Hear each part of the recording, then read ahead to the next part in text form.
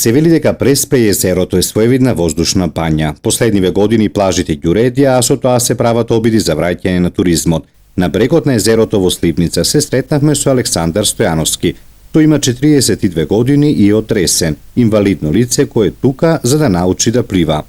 Учиме разни техники на пливање и тоа на моето тело многу му годи, малку уморно, но еве 5 дена си мислам дека ќе издржиме. Научил како да се одржува во вода, како телото да се избалансира со водата, потоа разни техники на пливање со и безпомошни средства за пливање и нуркање. Многу импресиониран и од мене, бидејќи не знаев дека го можам тоа. И До сега не сте пливала? Да, пливав, но онака забавно, само колку да се наводениш, па до кај што ќе ми фаќа рацете долу на песокта, па ќе станев, малце ќе се одморев, па пак ќе њужнев, онака само. Совладување на техники кај пливачите и воведни чекори кај непливачи и нуркање и совладување техники на нуркање кај лицата со попреченост.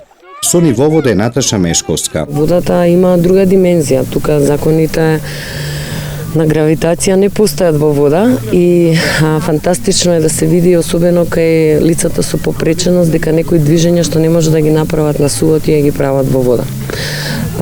Значи, бавењето со пливање представува во исто време физичка активност, но не го чувствувате како напор затоа што мозокот е релаксиран. Организаторот на настанот задоволен од тоа што го виде во првите денови од кампот. Имаше луѓе кои имаа фобија од водата, сега веќе после вториот ден пливаат и уживаат во тоа.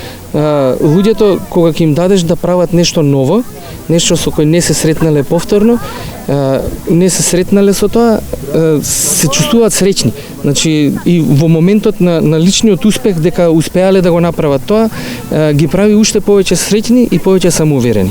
Во рамките на кампот и обука за животни вештини за лицата со попречености. Ова беше несекојдневен настан и за нив и за околината, но сите се согласивме дека сакаме повторно да се видиме и заедно да пливаме во Преспанското езеро.